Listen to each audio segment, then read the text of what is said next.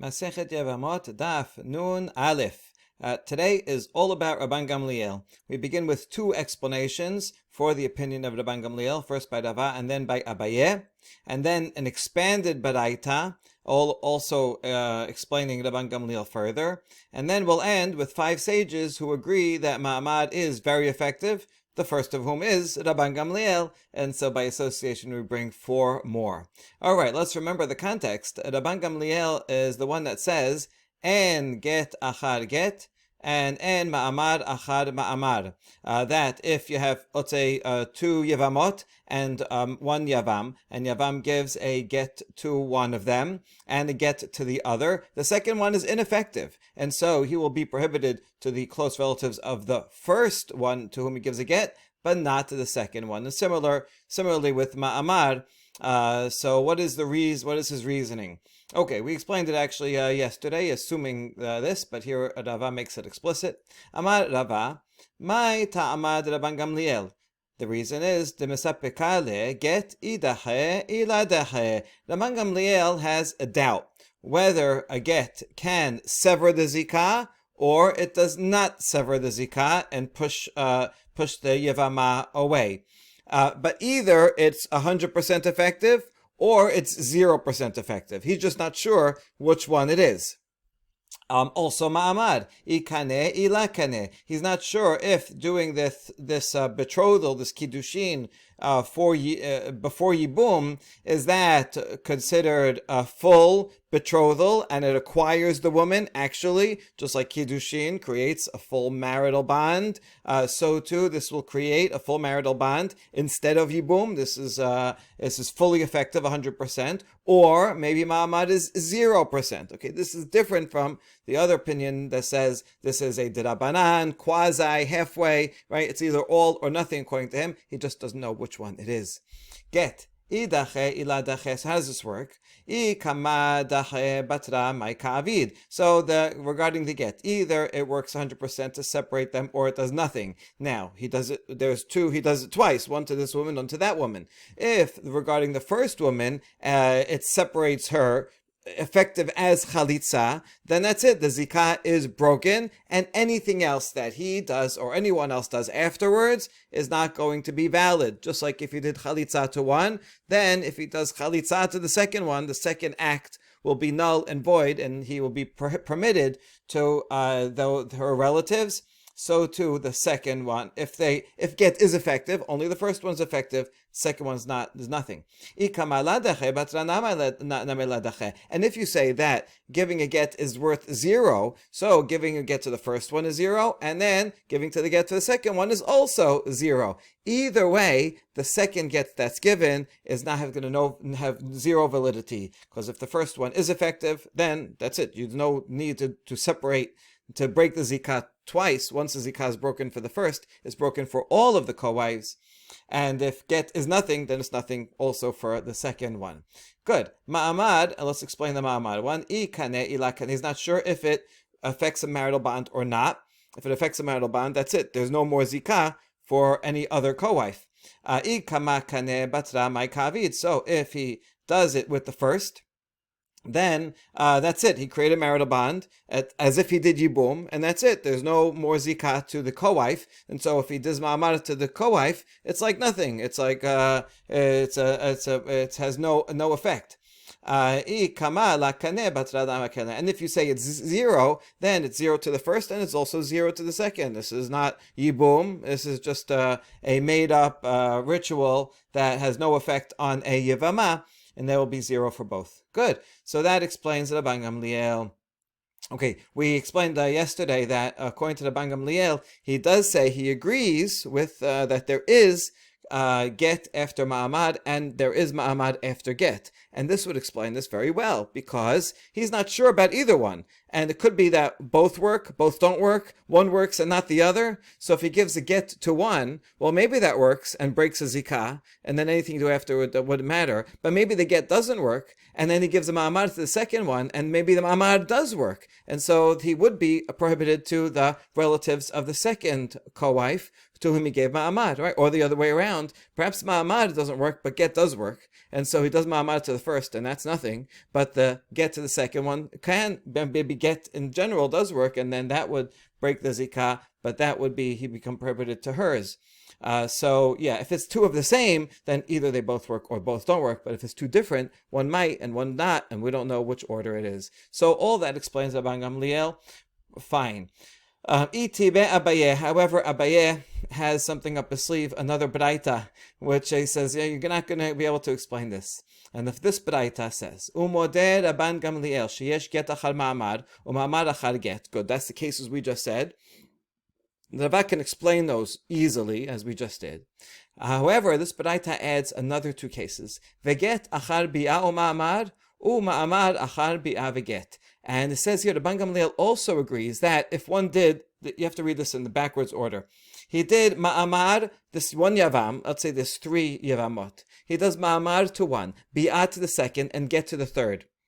Now, the ma'amar to the first, what does that affect? Either it's effective, and then the other one should be nothing, or it's not effective, and then the bi'ah that he does second should be totally effective. Either way, the get at the end should be nothing. Why would Rabban Gamaliel agree that this get is effective to make them prohibited to relatives? Also, the last case, ma'amad achar bi'ah veget, also you have to read this backwards. He does get first, and then bi'ah, and then ma'amad. So if he did the get first, either the get is nothing, and then bi'ah would create ibum, and then the ma'amad after is ma'amad to the third woman doesn't do anything, or the get is something, and if the get is something, it breaks the zikah with the first co-wife, and therefore bi'ah with the second co-wife is prohibited, but it doesn't affect any change in zikah status for anyone, and ma'amad also will be to the third co-wife will also be nothing because he gave the get first.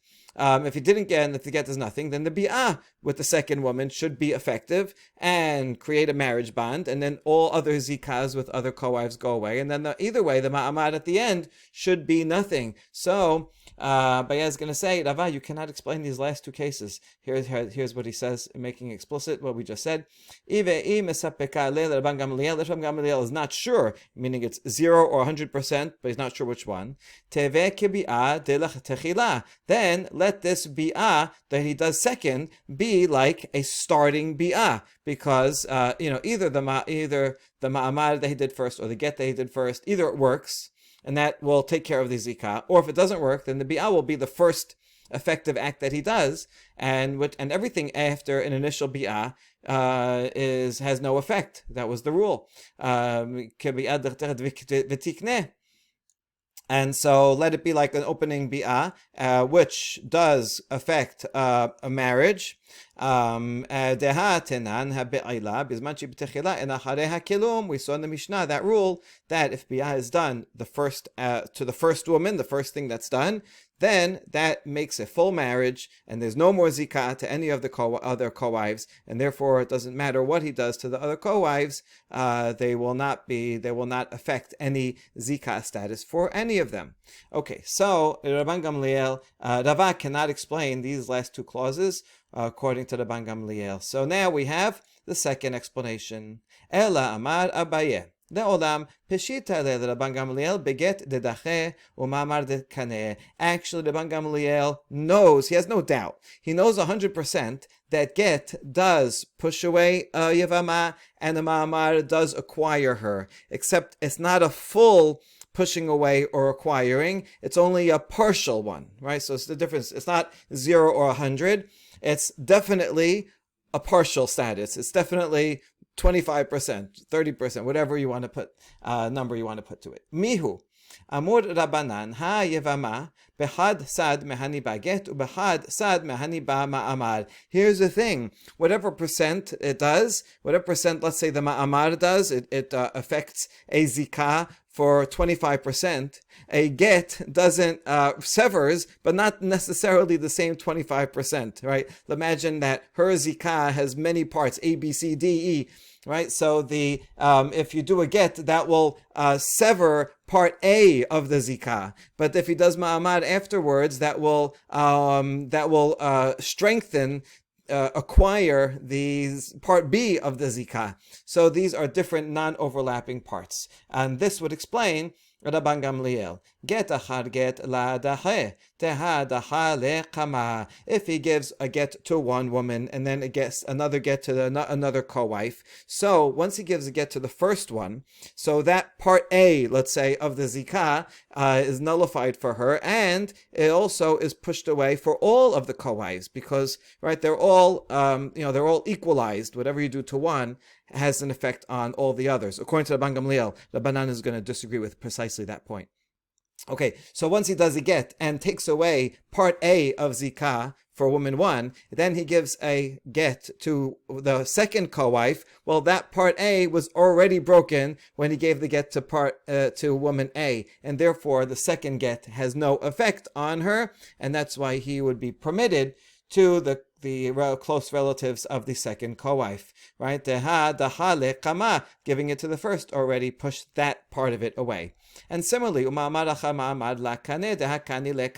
similarly, if he does kiddushin with co-wife number one, so now he fully acquired a marriage with part B of this co-wife, and therefore equally to the other co-wives. And when he gives ma'amar again to another ma'amar to co-wife B, that has no added effect. That was already done with co-wife one, and that's why doing the same action to two women, the second one has no effect. However, get achar ma'amar u'ma'amar achar get ha'milita kadahe v'ha'milita kakane. However, if one does get to one and ma'amar to the other, so now he severed the part A of zikah with co-wife one, and then he acquired part B with the ma'amar for co-wife two. So these are two separate acts that each need to be rectified, and each will create prohibited relations with their close relatives, and so to the other way around, ma'amar to one and then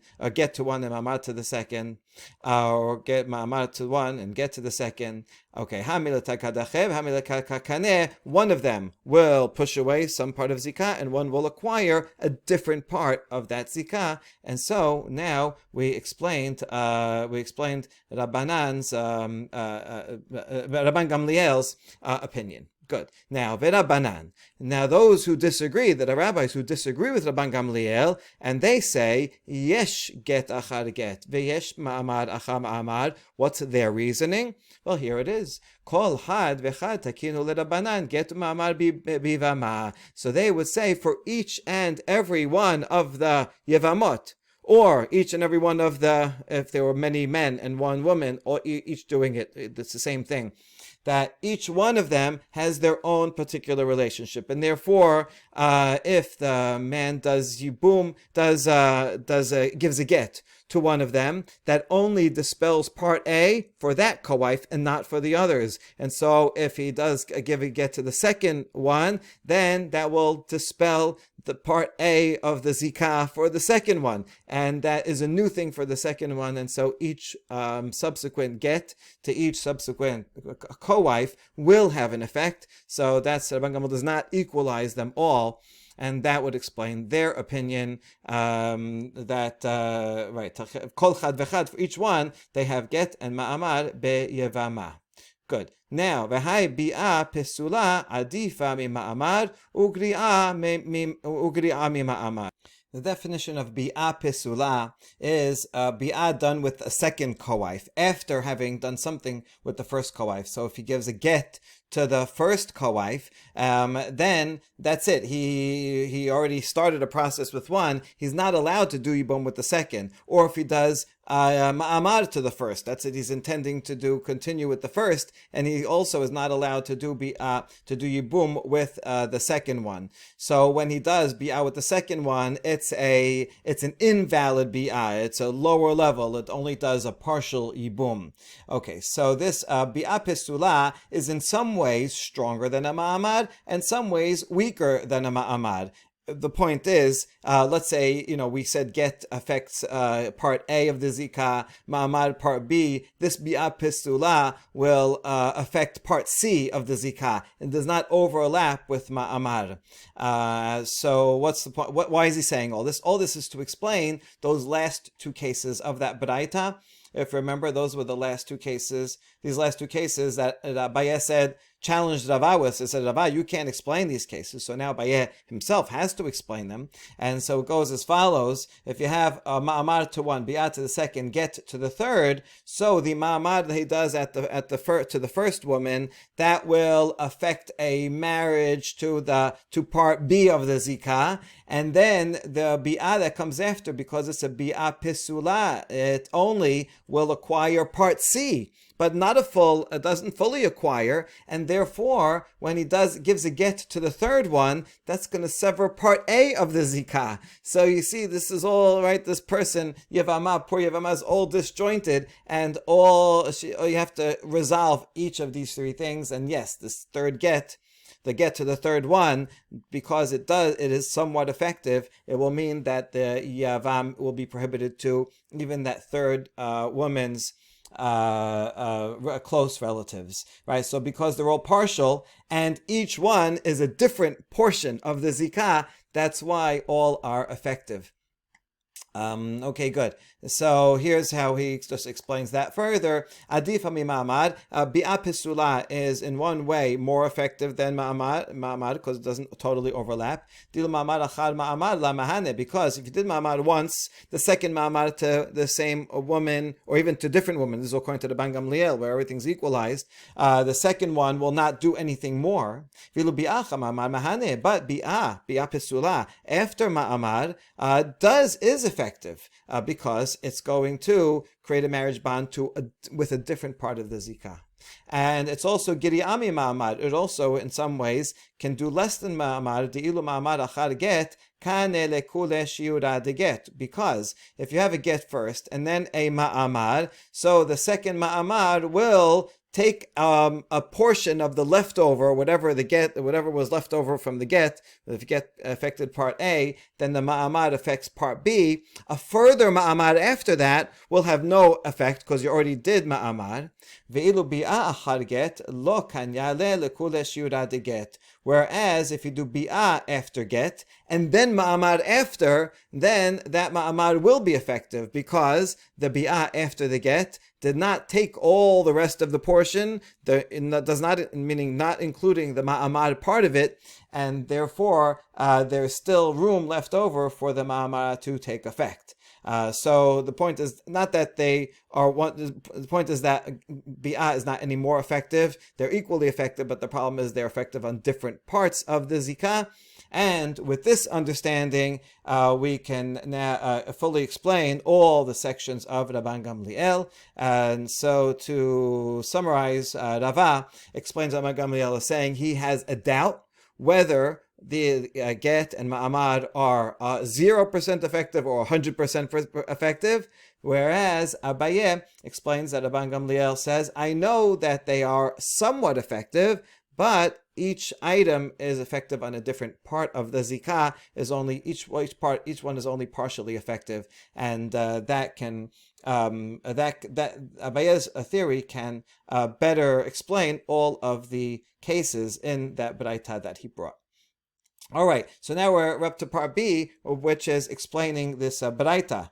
Tenor Rabbanan, Kesad Amar Rabban Gamaliel and get ahar get. So what is this case that Rabban Gamaliel would say that there's no get after a get? Shnei Yevamot shenaflu lifnei Yavam echad. So case that we've been talking about when one Yavam with two co-wives, Natan get lazo veget lazo. He gives each one a get. Rabban Gamaliel omer holes larishona ve'asu bikrovoteha umutar bikrovot sheniya. So according to Rabban Gamaliel, the get may not be effective, so you still have to do chalitza with that first one, and he will be forever prohibited to her relatives, either because the get worked or somewhat worked, but either way the chalitza definitely works. Okay, it would make sense to give chalitza, in fact, to the first one, since she is going to already be prohibited to relatives, so give chalitza. That is because Rabban Gamaliel says the get to the second one is ineffective, so the second one will remain permitted, and she can marry a kohen. So don't ruin the chances for the second co-wife by giving her chalitza, I better do chalitza with the first to take care of all those situations. And then the Baraita continues, Chachamim omrim, natan get lazo v'get lazo, asur bikravot shetehen. Chachamim disagree and say there is get after a get, and if he gives a get to one co-wife and then to the other, he is prohibited to both of them. V'chalitzat la'achat mehen, and he has to give chalitza to one of them. For Chachamim, it doesn't really matter which one he gives a get the chalitza to, because he is already going to be prohibited to both of them in any case. V'chen ata omer b'shnei yevamim v'bama echat, and all that applies equally if we change the case to two brothers who are yevamim, who each give a get to one woman. Then also it would be the same. Both of those men would be prohibited both of the brothers would be prohibited to the Yevamah's close relatives, and one of them would have to give halitza.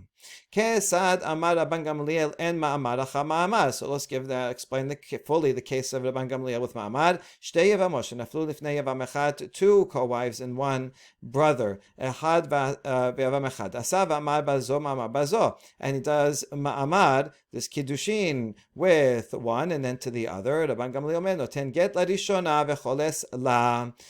So according to Rabban Gamaliel, only the first one ma'amar is effective. The second one is not effective at all. But the ma'amad, that ma'amad is not for sure, or not fully a ma'amad, and therefore he has to give a get. The get will undo the ma'amad, and the zikah may still be there, so he has to give a du chalitza to her, and then he will be prohibited to the relatives of the first wife, first co-wife, and she will be prohibited to a kohen. But the second one, even though he did ma'amad, that ma'amad is totally not effective, and therefore he needs to do nothing. He need not do anything for her. Chachamim say if he did ma'amad to one and ma'amad to the second, both are somewhat effective, so therefore he has to undo both of them by giving both of them a get, and that will create a prohibition for him to be with either of their close relatives, or her to be with either of them, both of them to be prohibited to either of the Yavam's close relatives. And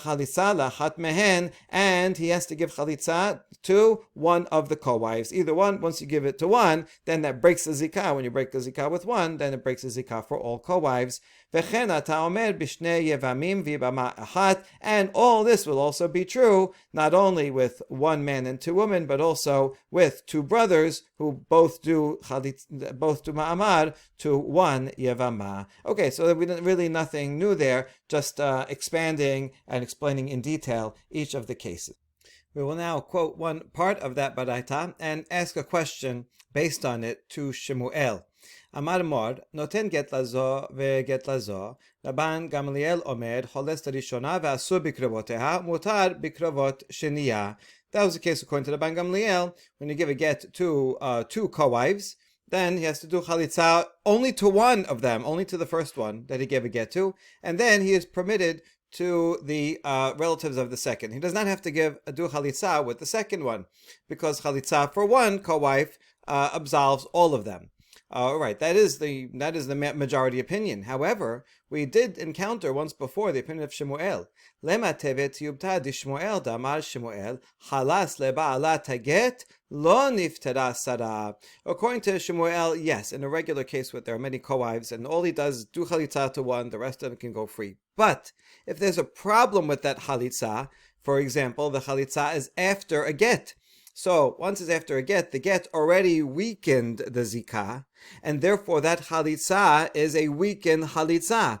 So if he gives a get to one, and that get reduces the zikah to 80%, and now the chalitza comes and removes the rest of the 80% for that one, it will only remove 80%, I'm making up numbers, for the other co-wife, and is not a full chalitza to the other co-wife, and you'd have to give chalitza also to the other.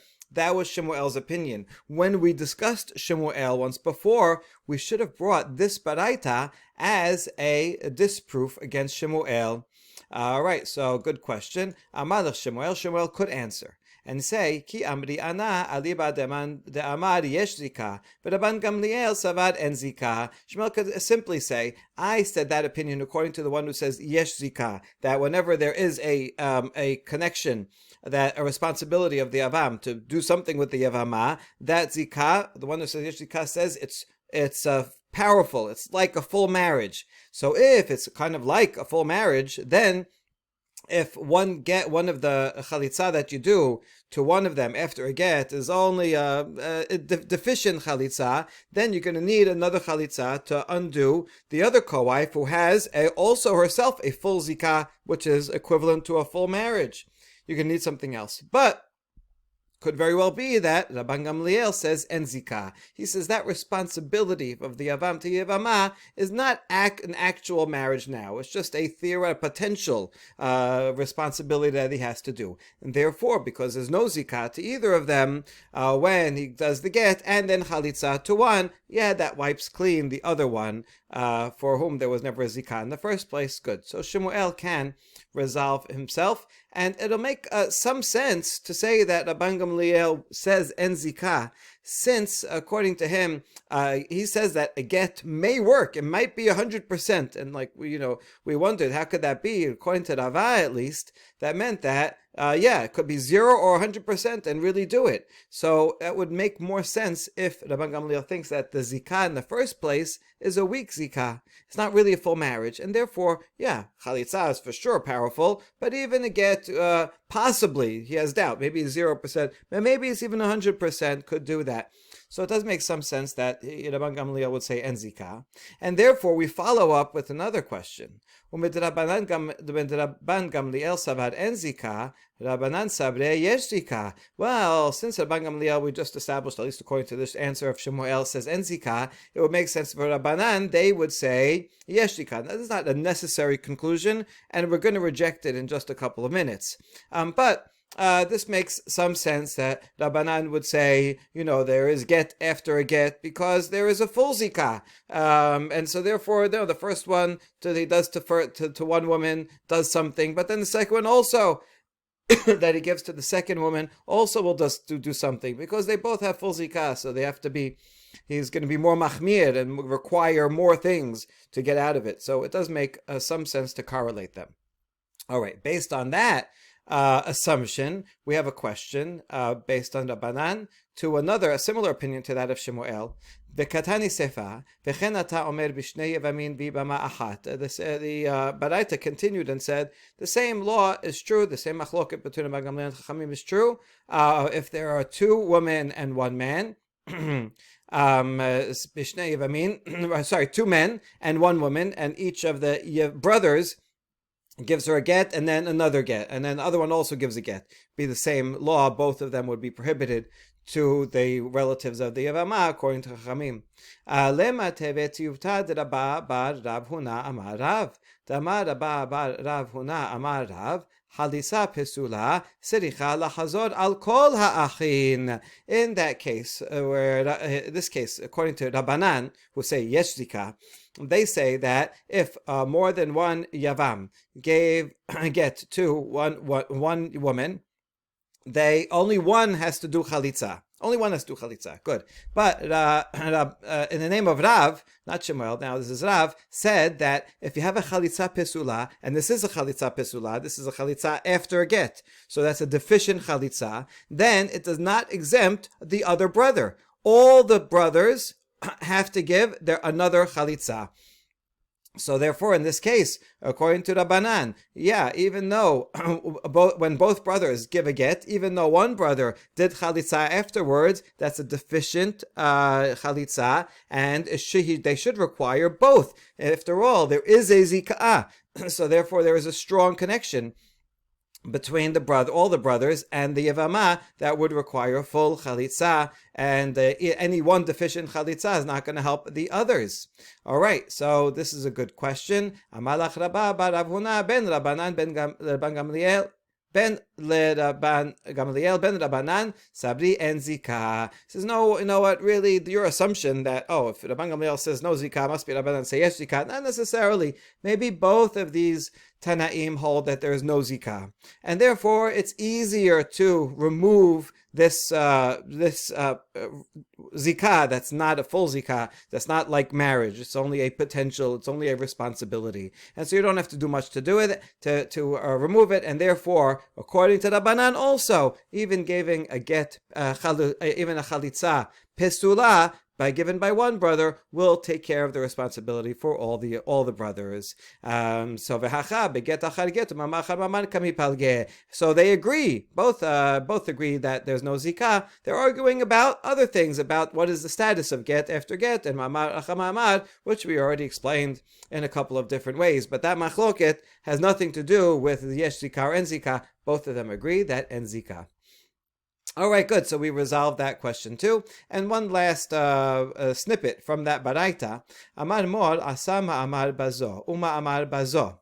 Rabban Gamaliel omer noten get lirishona vecholes la ve'asur b'kraboteha umutar b'krabot sheniya. According to Rabban Gamaliel, once again, if one yavam does ma'amar to two co-wives, so according to Rabban Gamaliel, and ma'amar achar ma'amar, and therefore he has to give a get only to the first one.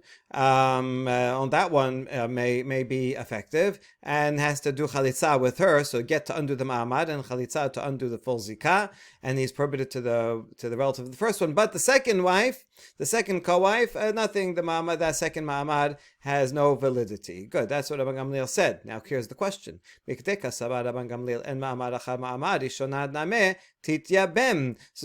Rabban Gamaliel says that the second ma'amad is nothing, so at that point he gives ma'amad to the first, ma'amad to the second, ma'amad to the second co-wife is nothing. So right now, really, he just gave ma'amad to the first. So why are you saying that he has to give a get and chalitza and prohibited?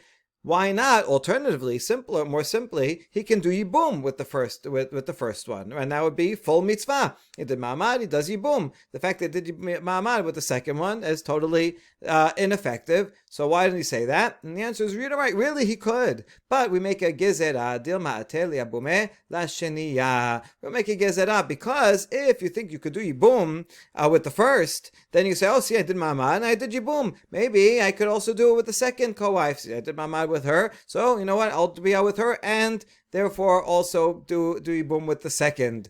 And so it won't be clear that that second ma'amad is nothing. People will think it's something, and then he could be married to two. In order to avoid that confusion, make a gezerah, you know what? Just give a get and halitza to the first, and that will be the final ending of that relationship, and will not come to any further conclusion.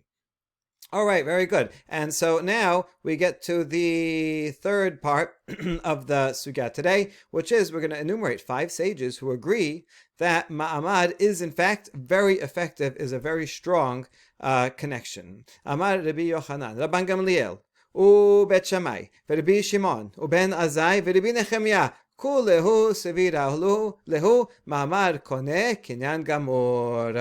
so all these 5 sages think that ma'amad is actually doesn't make a full marriage. They don't say that, but the point is that the ma'amad does affect a very strong connection, very strong, almost like a marriage. Rabban Gamaliel had Amaran.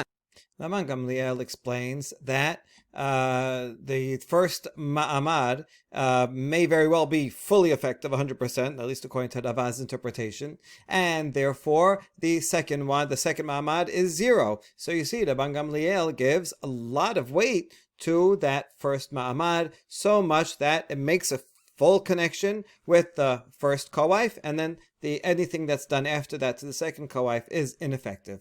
Good. So now we see that Rabban Gamaliel fits into this category of ma'amad is like a kinyan gamur. Bet Shammai is the second one. Ditnan.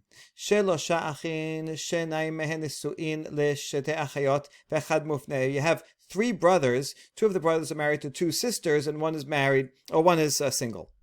Met ehad mibale achayot. One of the brothers who's married to one of the sisters dies. Vasa ba mufne ma'amad, and the one that's single does a ma'amad to that Yevamot. And then before he does anything else, and he following up with the bi'ah or anything, v'achar kach met achiv hasheni, and then the other brother dies. And so now you have 2 sisters falling as Yevamot to the single guy who did do ma'amad to one of them. So what do we say in that case? Let's visualize it. We have three brothers married to two sisters. Shimon dies first, leaving Leah as a Yevamah. And Levi says, okay, no problem, I'll do ma'amad first. And then in the meantime, after he does ma'amad, Reuven dies, and now you have Rachel. So one could analyze this and say, well, these are two sisters now, and the sisters will prohibit each other as achot zekukato, and this is achot zekukato, and she is also achot zekukato. So therefore, he has to do chalitza for to one of them. He can't do biyat to either of them. And this ma'amad, well, if you say ma'amad is weak, then this ma'amad will not help out any. But Bet Shammai does not say that. Bet Shammai says we consider this ma'amad to be like a full marriage, such that he can go ahead and continue with Leah and do biyah, have full yibum with her, and Rachel can go free. We do not consider Leah to be achot zekukato. No, he's fully married to Leah. Rachel is a full edva, as his wife's sister, and therefore she can go free without anything. That's Bet Shammai says. Bet Shammai Omerim ishto imo. That one he did ma'amad is like his wife. His wife is with him. V'halezu teseh mishum achot isha. And the other one, whose husband died second, can go free because she is achot isha. So there you go. Bet Shammai considers a ma'amad to be as strong as a marriage. Good. Third one, Rabbi Shimon de Tanya. Amar lehu Rabbi Shimon l'chachamim. Okay, we're in the middle of a conversation here. This is a braita that's following up on a case in a Mishnah. Mishnah is a case of a 9-year-old, or between 9 and 13, to whom Yevamah falls. Now, what is the status of a 9-year-old? Anyone, a child less than 9, cannot do bi'ah at all. Whatever they do is not considered bi'ah. But from 9 to 13, although they're not responsible for mitzvot, they cannot make a regular marriage.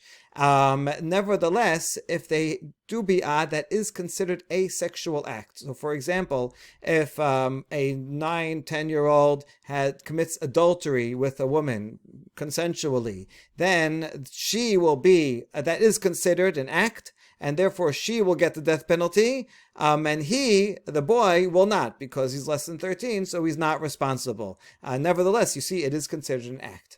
Okay, so now the question is, what about if he performs yibum? What if, in fact, there's two 9, 10, 11-year-old brothers who are both brothers whose older brother died without children, and they both try to do yibum?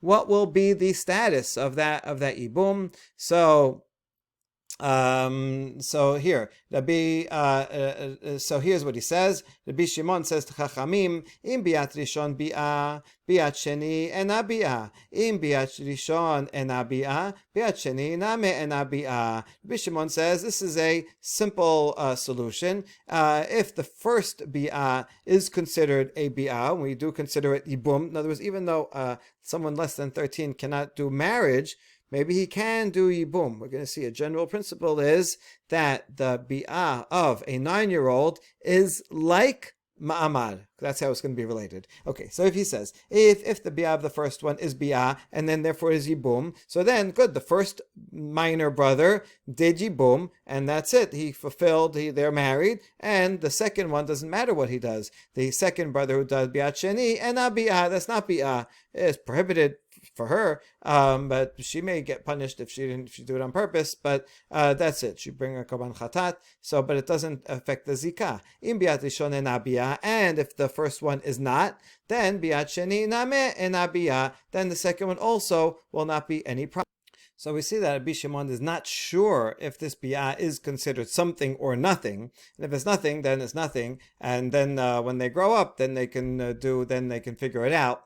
Or one can do ma'amar now, and so on. But if in fact the bi'ah is like a ma'amad, that's in the first clause. If the bi'ah is something and is like a ma'amad, then it is effective. The first one he does is effective to the extent that they are fully married, and the second one is nothing. So here, you see here, V'ha bi'at ben tesha, tikima'amar shavyu harabanan, v'kamar Rabbi Shimon ena bi'ah. So in general, we say bi'ah of a 9-year-old is like a ma'amad, and Rabbi Shimon said in the first case that the bi'ah of the second brother is not bi'ah. Why? Because the bi'ah of the first one is like a ma'amad and is fully married, and the second one therefore can go free, has no zikah. The fact that he does bi'ah is prohibited, but has no effect on the zikah. So you see here that by the comparing ma'amad to bi'ah of a 9-year-old, Rabbi Shimon also says that ma'amad creates a full marriage. Okay, and fourth sage, Ben Azai de Tanya. Braita that Ben Azai Omer, Yesh ma'amad achar ma'amad b'shnei yevamin v'ibama achat, ve'en ma'amad achar ma'amad b'shtei yevamot v'yavam echad. Unlike all the opinions we've seen so far that say it's the same thing, it doesn't matter if there's 2 men and 1 woman or 2 women and 1 man, Ben Azai does make a distinction. And he says that there is ma'amad achar ma'amad when there's 2 yevamin. Reason seems to be that when there are 2 men, there are 2 brothers that can do yibum, it's not really clear which one is doing the yibum. And so when one does ma'amad, then the other one does ma'amad, each one is kind of half, because they're sharing that responsibility. We're not clear who has the full zikah. They each have had a half a zikah, each doing half of a ma'amad, and therefore both of them will require has to have to give a get, and both of them will be prohibited to her relatives. Yes, I say that. However, in the opposite case, where it's 1 yavam, 1 man, doing ma'amad with 1 woman, and then with the second woman, there Ben Azai says en ma'amad achar ma'amad. Once he does the ma'amad with the first one, he's the only man around, and so he has the full force of a yavam, and he does that ma'amad. That's it. That affects a marriage, and therefore whatever he does with the second is meaningless. So there you go. He also says, according to Ben Azai, we can prove that he also says ma'amad is a powerful step. And lastly, Rabbi Nechemia Ditnan. Rabbi Nechemia Omer. Rabbi Nechemia in our Mishnah, our opening Mishnah, said, Achat bilah ve'achat chalitza ben betchila ben be'emsa ben basof en achareha kelum. He argued with Tanakama. Tanakama said that chalitza, no matter where it falls, anytime you do chalitza, it is the final end, and no one needs to do anything else after chalitza. But according to Tanakama, bi'ah, if it's a bi'ah comes after a get, it's a weakened bi'ah, and that bi'ah will not fully commit them, and you may still have to do some other things after that bi'ah. Rabbi Nechemia disagreed and said, bi'ah like chalitza, it doesn't matter if it happens first, second, third, beginning or end, that bi'ah creates a full marriage bond, and no one will need to do anything else after that. Okay, v'habi'ah pisula dekema'amar shavu Rabbanan v'katani en achareha kelum. Now, in general, the rabbis declared that a bi'ah pisula, a deficient bi'ah, one that comes after a get, is not as strong. And therefore, how strong is it? Well, it's like a ma'amad. And yet, according to Rabbi Nechemia, even if it comes after other things were done, nevertheless, that bi'ah is like a full bi'ah, meaning they don't really hold of anything of a bi'ah pisula, and yet it's like a ma'amad. So just like a bi'ah can undo anything before and create a full marriage, so too, since bi'ah pisula is always compared to ma'amad, so therefore ma'amad also can create a full marriage. And there you go. According to Rabbi Nechemia, he is the fifth and final opinion that says that a ma'amad is not some kind of just quasi Rabbanan something, but really can have the effect of a full marriage. Baruch Adonai Le'olam. Amen ve'amen.